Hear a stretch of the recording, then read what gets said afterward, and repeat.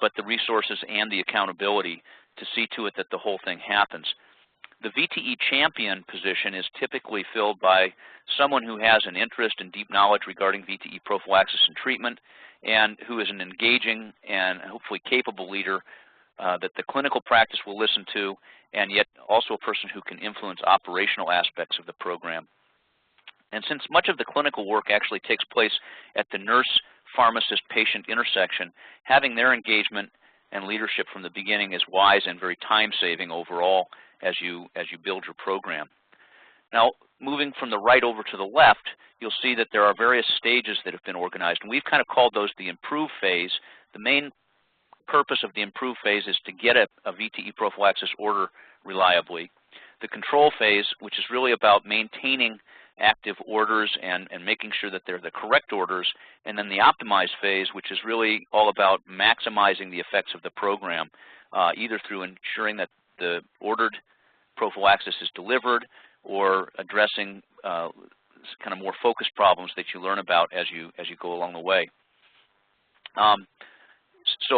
So building from the bottom up, one of the most important first steps is to agree as an institution about what your goal is regarding VTE prophylaxis and what is the standard that you're going to uphold. From there, getting the consensus is an absolutely necessary first step, but how do you begin to work that into the workflow? Usually this is done by building in VTE prophylaxis into order sets that are being used by people. As you begin to institute those order sets, you'll need a combination of education to explain to your staff and your healthcare personnel and your patients and your families, why are you doing this? And you'll most often need measures to feed back to them so that they understand kind of where they are in terms of achieving the standards that the institution's agreed to. And as you move further up the line, you'll start finding ways, well, how do I actually kind of force or provide a very strong incentive to do the right thing. And you'll see there in the very center of the building block diagram, human factors work. And this we've really found is essential to make sure, if you think about this whole system, for every single admission, both at the time of admission and perhaps frequently throughout an admission, the providers and the caregivers are going to have to be assessing the adequacy of a VTE prophylaxis program. So if you don't design it with human factors in mind so that it is pleasant and easy to do the right thing, you'll end up with a frustrated group of individuals, and your program is not likely to work as well as you'd hoped. And then moving on up, you'll see that we start developing in maybe perhaps electronic alerts, display of real-time data, pharmacologist or nurse feedback, and then finally other efforts to enhance delivery. And we'll go through all of these in a little bit more detail. Just to the right of human factors and to the left of nurse pharmacy manager engagement, you'll see process measures at the bottom and outcome measures. And what we've learned from looking at the literature and from talking with each other is that especially early on as you start the journey, you need focused process measures that have to do with the particular behaviors that you're trying to influence. And later, as your program becomes more robust and reliable, then outcome measures to kind of close the loop on, well, why are we doing this? That seems to be the most helpful. Next slide. So again, sort of upper level, number one, the project has to be a system priority and you need leadership engagement. Number two, during the improve phase, the whole target is to get a valid order for a VTE prophylaxis plan on every patient. As you move into the control phase, what you're really all about is trying to ensure that the VTE prophylaxis plan is current and correct for the patient, for each patient, regardless of where they are in their hospital stay. And then during the optimized phase, the idea is to really ensure optimum delivery of VTE prophylaxis to each and every patient. Next slide. So we're starting now down at that bottom block on the diagram, the guideline development.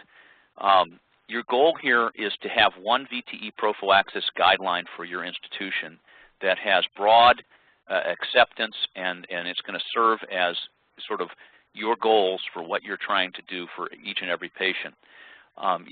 you'll generally speaking want to get participation of local physicians, nurses, pharmacists, supply system, key clinical leaders inserted into the process of agreement about what guideline you're going to follow.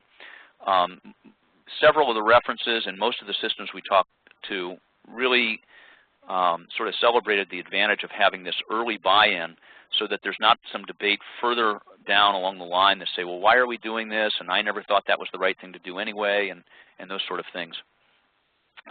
It's wisest to start with evidence-based recommendations, and there's a number of them already available, as I'm sure you know.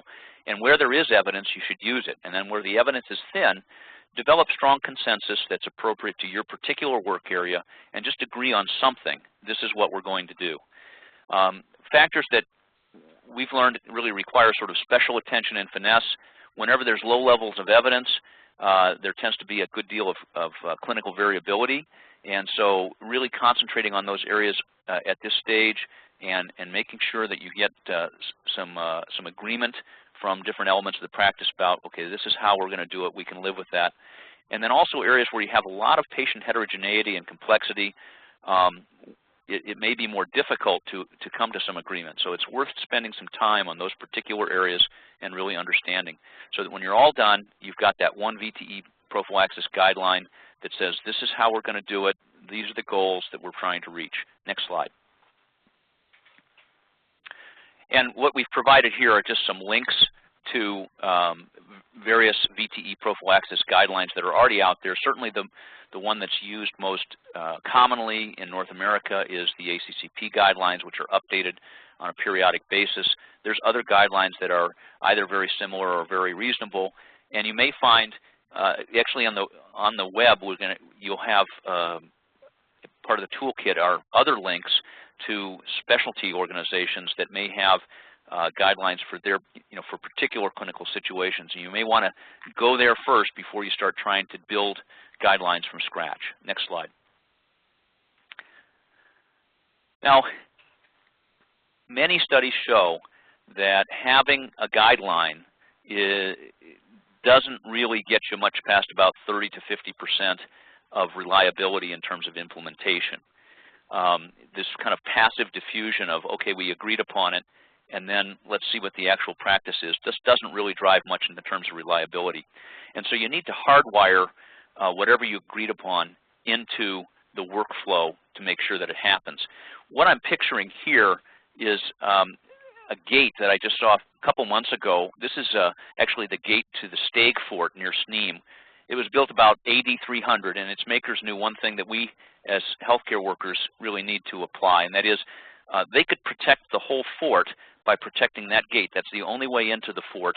They made it narrow, and in that way, a relatively few small number of dedicated men could defend the entire fort. When it comes to VTE prophylaxis, it really is best if you set up what we call VTE toll gates that everyone has to pass through at key points of access into your hospital, such as times of admission, post-operative orders, transfer orders. And at these key points, then you can really insist that the providers perform their risk assessment and select some kind of VTE prophylaxis program. That really takes care of the lion's share of your problems if you just maintain control over those points. Next slide.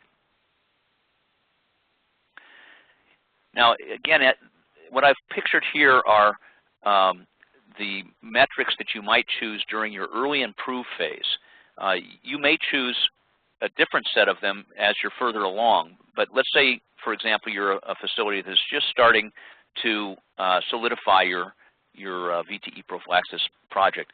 You might want to choose as your process metric the percentage of patients who have a risk assessment documented within the first 24 hours of admission. Maybe on a spot check you found that that was a big problem. And so as you begin your improvement journey, you may want to keep track of that particular thing. You may want to say, well, we want to know whether they actually ordered something within the first 24 hours of admission. And at a later stage, you might want to say, well, what percentage of patients actually have VTE prophylaxis orders over the course of the whole thing, their whole hospitalization. In terms of outcomes, you may want to start with something that you're doing anyway, and we'll come back to this, like VTE-6, the core measure VTE-6 rule, which is really a measure of the percentage of patients with in-hospital VTE that never received prophylaxis. That would be very coarse. The thought is those are potentially preventable. Or you may want to get more global if you have access to that and measure something like down at the third bullet item there, VTE that have occurred in the hospital or within 30 days of discharge.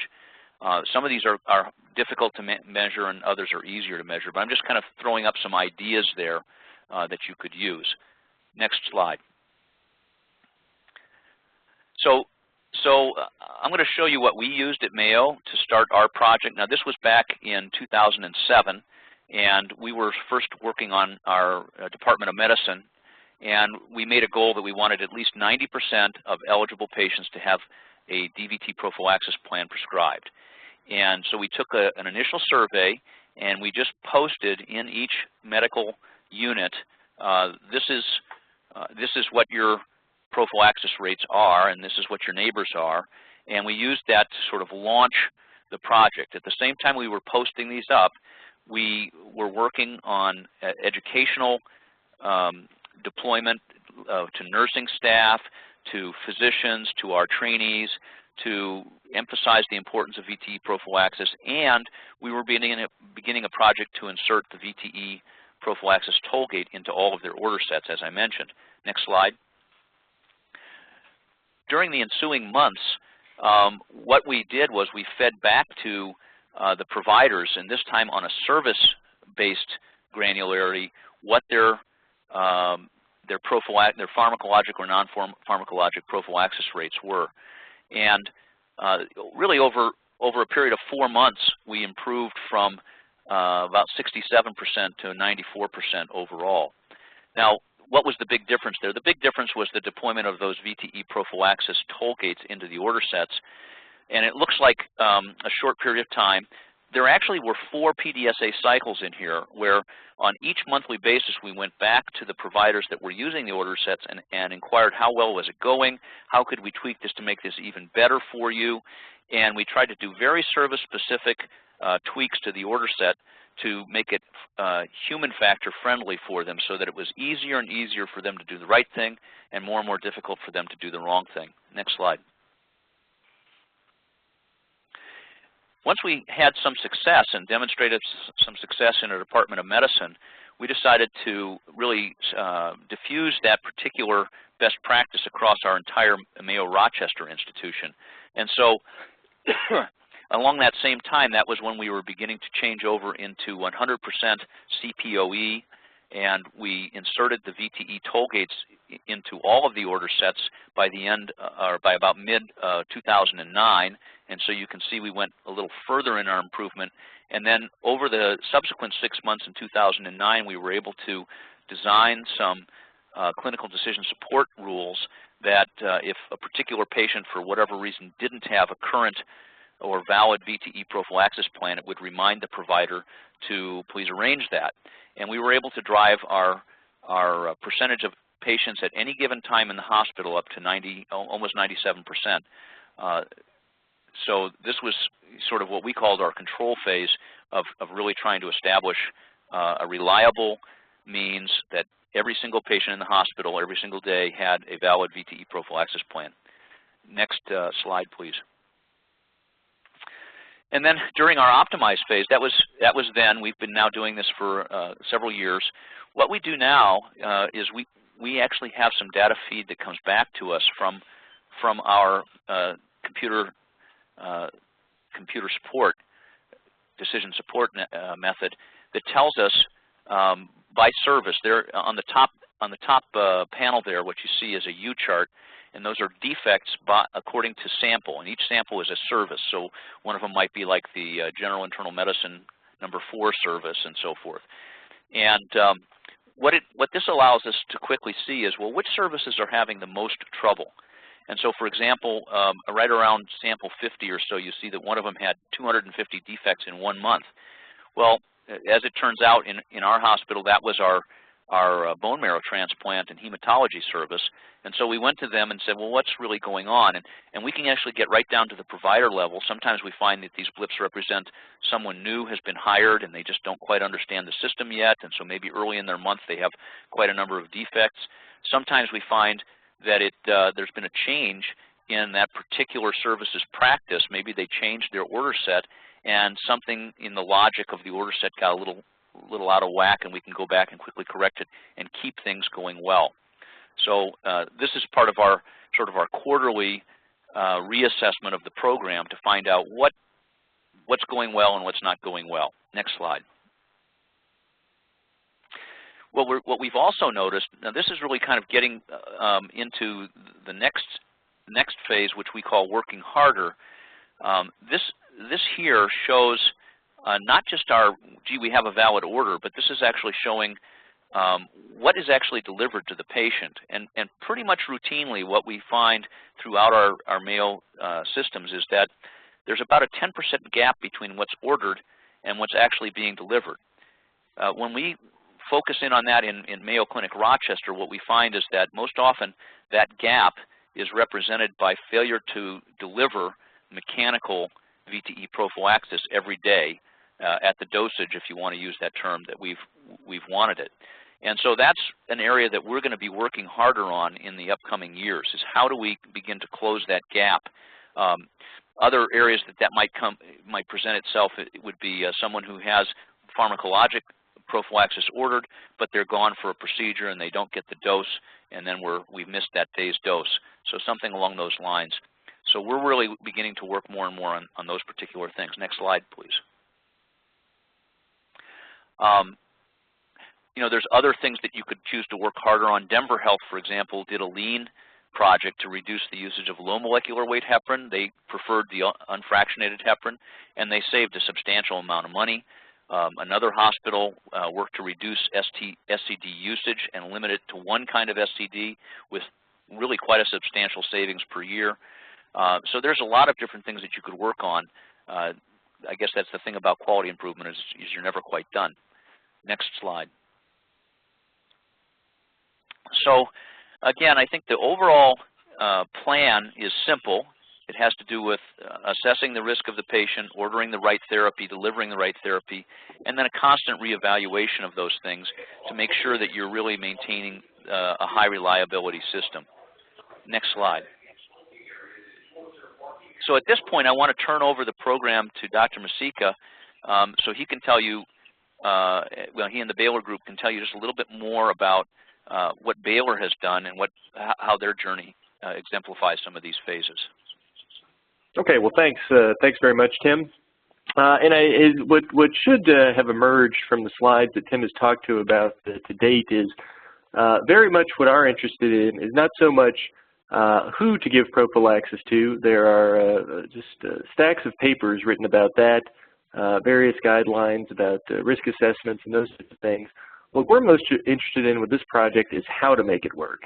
So it's a subtle distinction, but I think an important one in terms of what we're most interested in promoting with this group is really how to make these programs successful. For both VTE and the other HEN areas, a lot of the feedback we've gotten is that the high-level conceptual stuff is good, but what sites really need, since everyone has been working on this, many of these problems for some time, there's a real need for the granular detail about the implementation and some very practical things about what has been working and what hasn't. And so that's what we're going to try and present here, the Baylor experience along those lines.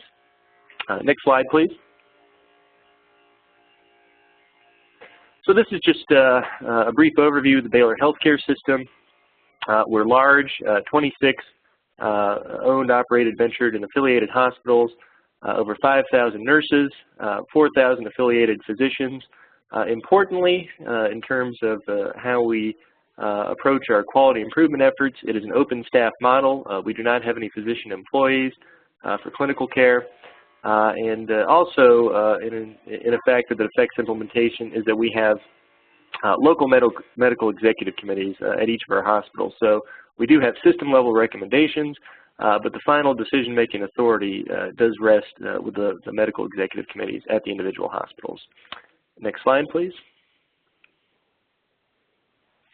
So within that context, given the scale and the size of Baylor, communication and dissemination of quality improvement is a huge challenge. In terms of the things that we could improve with the approach to VT prophylaxis, education awareness is a clear opportunity.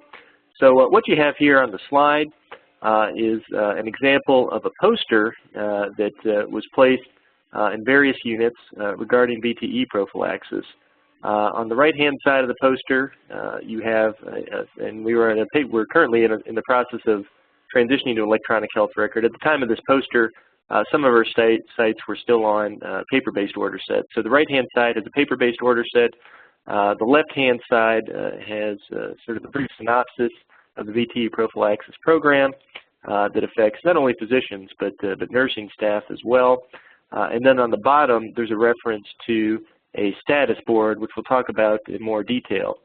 So in one poster, we felt that it was important that we were able to communicate the entire message. Why VTE prophylaxis is a priority, how we're ordering prophylaxis at the time of admission, and then how we're monitoring it. So we should be able to make this available on the HEN website in a PDF form in a future date. Next slide, please. So the other important concept, and if you think back to Tim's block diagram about the different pillars of VTE prophylaxis, I think there's an increasing recognition of the importance of the human factors and sort of the cognitive workflow as you think about how to approach these issues. So one of the things that both at Mayo and at Baylor, we have been fortunate to have human factors experts, and we're looking at ways that we can error-proof the cognitive workflow. A lot of attention has been paid in the evidence and the literature about risk assessment.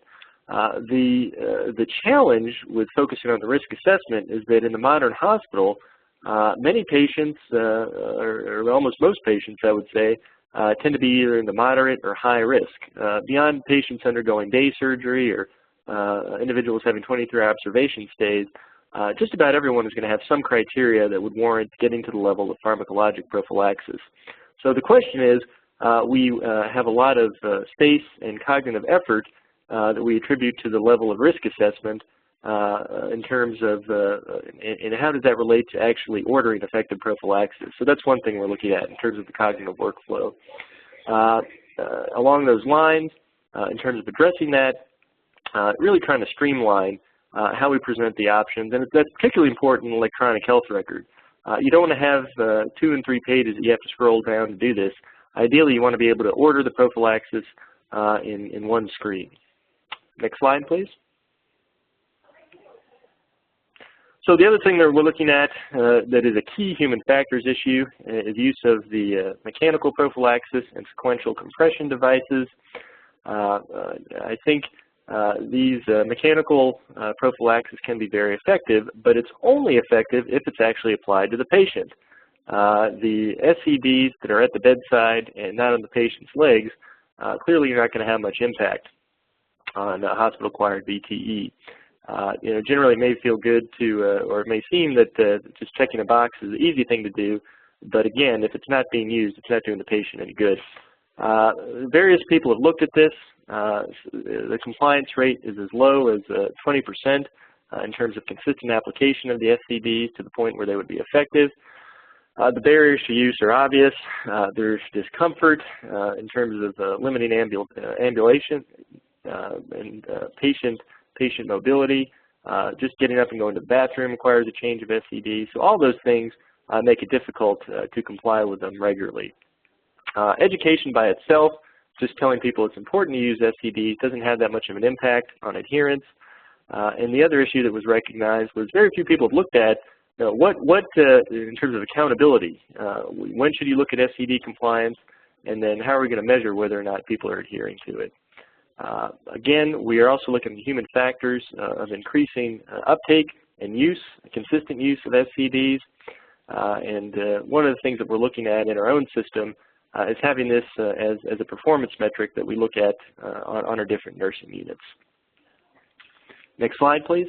And actually, before we can still go to the next slide, I will have one comment about the human factors. I did mention that we've been fortunate to have human factors people both at Mayo and at Baylor. One of the things that we're going to try and arrange with the affinity group, the follow-up phone calls for VTE prophylaxis, is to have a dedicated session to the human factors and leverage some of the experience and expertise that we have in the group. So with that, I'm going to turn it over to TGina Garinger. She is an expert on electronic health records and workflow implementation.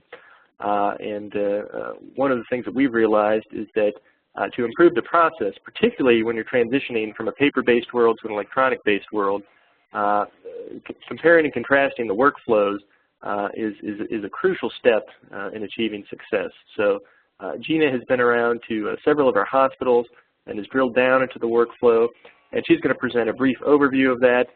I will also add that that would be another affinity group call to get down into some of the details of the workflow analysis, and that's also something that we can post on the HEN website as a resource for other hospitals. So with that, I will pass it over to Gina. Thanks, Andy. Real quick, the slides that I'm going to present, like Andy kind of stated, was the implementation process overview and current state assessment and the importance of an accurate current state assessment. The slide in front of you is showing a really quick process overview for implementation of VTE prophylaxis or any improvement goal that your facility might have. I cannot stress to you enough the importance of having a current state assessment, be accurate and as granular as possible. You want to be able to document all variations of each workflow for later analysis and for workflow reengineering. So if you look at the first block, you want to make sure you have your current state assessment, and it includes physicians, pharmacists, nursing, and any additional service line that will have anything to do with the implementation process of that particular goal. Once you have your current state done and it's been validated by the end users, so not only are you documenting it by observation, asking questions, but you're going to go back to those end users to make sure that you understand exactly what they're doing. You're going to take a look at what your system improvement goals are. And then from there, you're going to be able to either, one, re-engineer your workflow if you currently are on an EHR, or two, if you're going from paper to electronic, you will do what's called a future state. So during the re-engineering or future state, you're going to develop your workflow to go along with your improvement goals. After you've re-engineered or developed your future state, you're going to look at the quality assurance, which would include testing and end-user validation, and then you're going to go and implement what your future state or your re-engineering workflow might be. And just keep in mind, when you're implementing something, workflow changes every day, every minute when something new is put into the environment, whether that's a patient or a person or an order set. Next slide, please. So for the current state assessment, again, prior to the implementation of any type of improvement, you want to make sure that a current state assessment is done. You want to make sure that it consists of every process executed by any staff member, any end user that's going to interface in the process, whether it's face-to-face with the patient or the computer system or the device itself. You want to make sure that your current state assessment is as detailed as you can possibly make it. And once that's completed and validated, then you're ready to go ahead and re-engineer your workflows and incorporate order sets or other decision support tools. Next slide, please. And this last slide is just an example of a current state documentation that I actually do. It's something that I would take and I would look at the stage, whether for VTE prophylaxis, if it's the risk stage, the ordering stage, or the delivery stage, and then I would break it down by each end user and document exactly step by step to as detailed of a level as I could possibly get what each person is going to be responsible for. Next slide.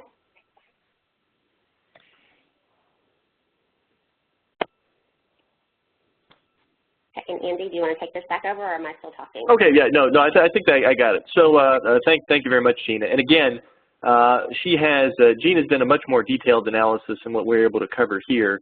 As mentioned, I think that will be a separate session for an affinity group call, and we can also make some of the process diagrams available as a resource on our HEN website for other people to look at. And realizing that every hospital may have a different electronic health record, we made these steps generic enough that really what you're looking at is the guiding principles in terms of how to look at your workflow and some examples of things you need to think about. So we've talked about the actual ordering phase and the workflow. I think the other crucial component of quality improvement is the performance feedback and reporting. And we've approached this from two standpoints.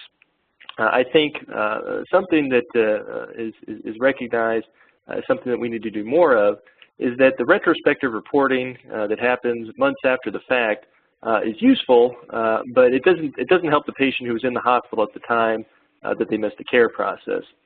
So in view of that, Baylor has leveraged its electronic health record to incorporate some real-time feedback into its VTE prophylaxis program. And the concept that we're talking about here is this notion of measurevention. That's a term that Greg Maynard, who's done a lot of work with the Society of Hospital Medicine on VTE prophylaxis implementation, he likes to use that. And the notion is that you measure something concurrently and deliver an intervention at the same time. So how we've applied that at Baylor is we have a status board regarding the current use of VTE prophylaxis in a particular patient. You see that at the bottom of the page, and that's just test data, so that's all HIPAA compliant.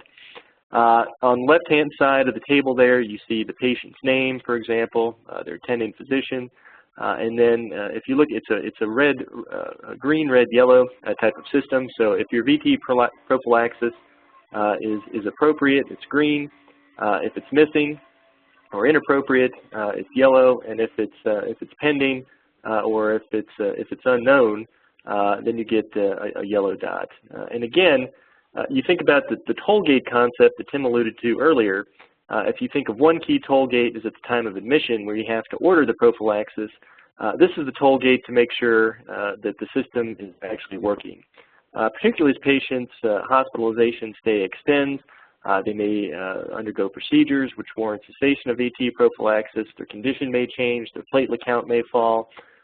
So there are any number of reasons why the VTE prophylaxis decision that was appropriate at admission changed. So what you want to do is you want to be able to monitor that in real time and adjust accordingly. You don't want to be relying on an admission decision in terms of determining what was appropriate 6 or 7 days into the hospital stay.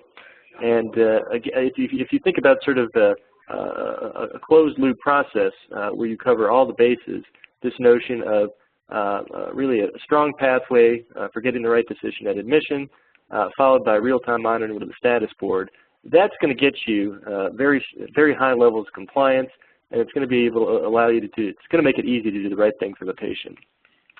Next slide, please. This is just an example of the data metrics that we look at that have more of a lag time as opposed to the measurevention and the real-time performance feedback. This is the pretty standard set of the VTE core measure package. I think that will be familiar to all of you. We will have more details on the metrics at the end of the presentation, and we can also make these available on our HEN website. The numerators, denominators, things you actually need to calculate these at an individual hospital level. Next slide, please.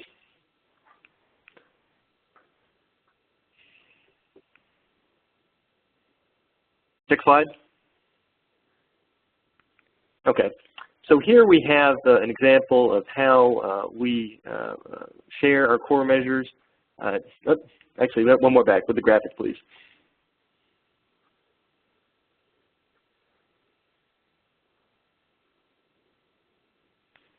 So this is an example of the report that we give to our individual hospital facilities and also our system leadership, VTE process measure reporting, and also our hospital-acquired VTE incidents is something that is shared at the local hospital quality committees. And it's also part of our system leadership goals. We actually have, in terms of our quality and safety performance goals, we have VTE process measures hardwired in into those. So that's another key factor that helps drive performance. This is just a nice summary graphic of one way that you can communicate the performance efficiently. And if you look across the table, that just has the individual core measures, and then you have the percentage of compliance. So what you can see is in the past, May, June, July of 2012, for the process measures, using the strategies that we've talked about, we've had excellent adherence in between 80 and 90, up to 99% in most of our facilities. And again, we think that relates to our use of order sets and the performance feedback that we instituted. Next slide, please. So as Tim mentioned, quality improvement, you never really want to be satisfied. There's always, if you're not improving something, you need to maintain it. One of the things that we have realized is that with VTE, your care can be 100% appropriate, and there are still some VTE events that are not preventable. Looking at our own Baylor data, we did see good adherence to VTE prophylaxis and process measures, but our hospital-acquired VTE incidence was higher than we would have expected given the compliance rates. What that prompted us to do is to initiate a case review process for all of the hospital-acquired VTEs. We're taking a sample of 100 cases at a system level. Many of our individual hospitals have also instituted a case review process, and that's something that is sustainable because in many of our facilities, some of our facilities have 50 or 100 beds. So in general, you're talking about 4 or 5 events at those individual facilities each month. So that is something that can be done without adding additional FTEs.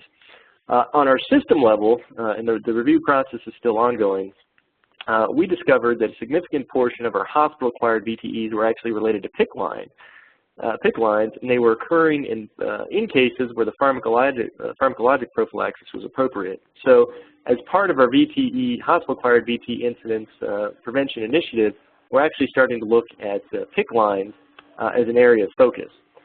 So again, I think that's just an example that you have to dive down deeper into the data to sort of drive this to the next level. It's hammering people on use of the order sets and getting the VTE prophylaxis is useful in one regard, but if the true issue is that we're putting in too many PICC lines, and that's a key factor in developing hospital-acquired VTEs, that's something that you have to address as well. The other thing that we're looking at is documentation. In terms of what represents a hospital-acquired event versus something that was actually present on admission. There's various algorithms you can look at. In general, if something was diagnosed within 48 hours after they arrived, in most cases it's probably going to be a present on admission case that wasn't documented appropriately on the front end. So that's something else that can affect your reported incidence rate. With that, I'll turn it back over to Tim for the final few slides. So next slide, please.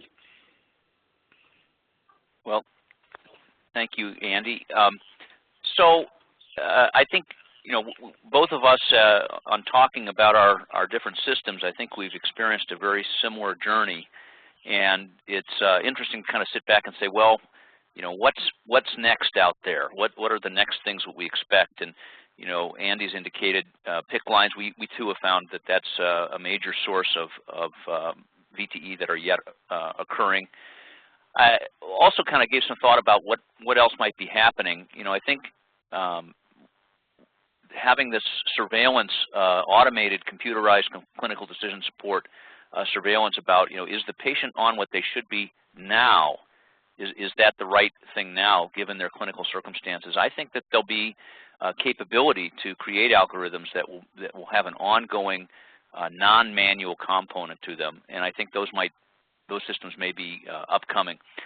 There's a flood of all kinds of new agents for both treatment and prophylaxis of VTE, and it'll be interesting to see whether those simplify or further complicate the whole VTE prophylaxis scheme.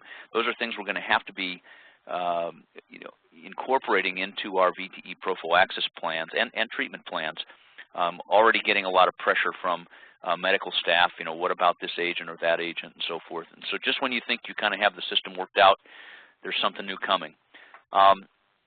I think, as I mentioned before, there are going to be upcoming recommendations about homegoing VTE prophylaxis for selected medical, not just the orthopedic patients. And I think those will have to be part of our programs. Next slide. So I want to turn the discussion just at the end here towards outcome measures. As Mason said to Dixon, you got to draw the line someplace. And although there's a lot of different things we could measure, we thought it would be best to just arrive at some and agree upon these as the outcome and process measures for the HEN project. So for outcome measures, we've chosen that the VTE-6, which all of us are going to be doing anyway, is probably the best metric. It has the advantage of having already a clear definition. It's something that we're doing anyway, and it does have some representation or validity. I do have a problem with this metric in that it only really measures patients who received hospital-acquired VTE who never got any VTE prophylaxis. It doesn't really account for someone who maybe got a dose of prophylaxis on day 2. They've been in the hospital for 2 weeks, and now they have a VTE and they got no other prophylaxis, their whole other hospitalization. They actually would not be counted as a defect with this measure. So for your own purposes, you may want to pick something more, more reasonable, like look at the numerator, patients who missed any day of delivered prophylaxis. But for the HEN purposes, please just use VTE-6. Next slide.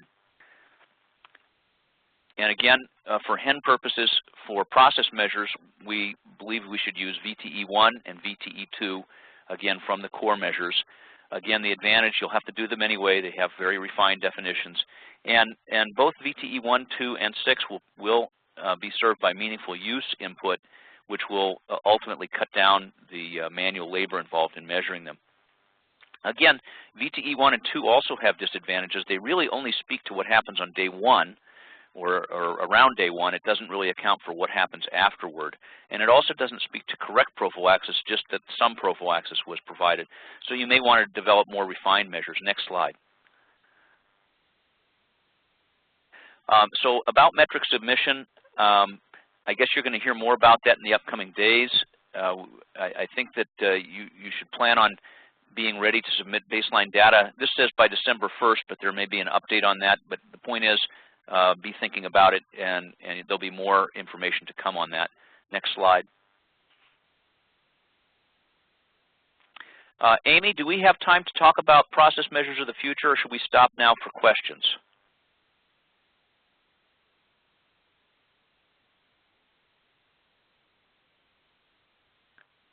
I think I caught Amy by surprise here.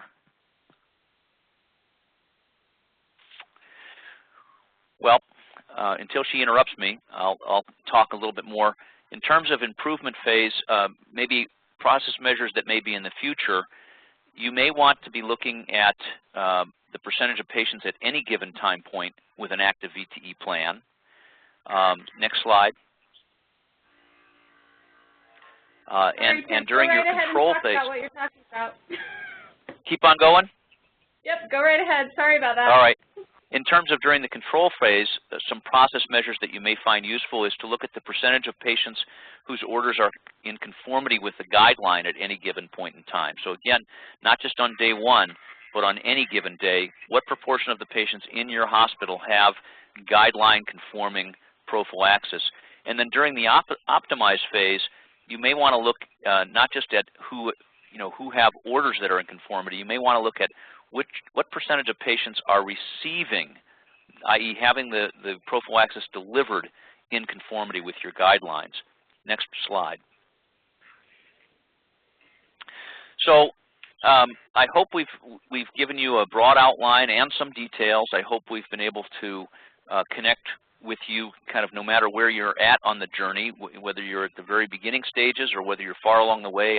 Hopefully there's some reach goal ideas here. I think it's safe to say that VTE prevention is a long-term investment. My understanding is we plan on some monthly conference calls for discussion of data, troubleshooting, exchanging of best practices. We will make different subject matter experts from the HEN sites available for some of those calls, and I believe that these affinity calls will be scheduled soon in an ongoing fashion. Next slide. We've provided here some contacts both at Mayo Clinic and at Baylor Health, and we'll try to respond to your request for information in a timely fashion, and I hope this has been helpful. Next slide. We did want to acknowledge some coworkers and colleagues who contributed to this. Dr. Doolahary, Dawn Finney, Dr. Probst, and Dr. Tsao all contributed to kind of our understanding of the different components of VTE prophylaxis and can serve as resources for ongoing discussions. Next slide. So that's it. Great. Thank you, Dr. Morgenthaler. Thank you, Dr. Masica. That was fantastic. The slides for this will be up on henlearner.org in the next couple of days. So if you weren't able, well, I guess if you're here, you were able to tune in. But if you have colleagues or would like to pass this along, please know that they'll be available in a couple of days, the slides in the recorded session. I don't have any questions in the queue, but please know that you're welcome to send questions to the contacts provided, or you can send them to admin@henlearner.org, and we'll fill them out. Thank you again all for joining. Thanks. Thank you.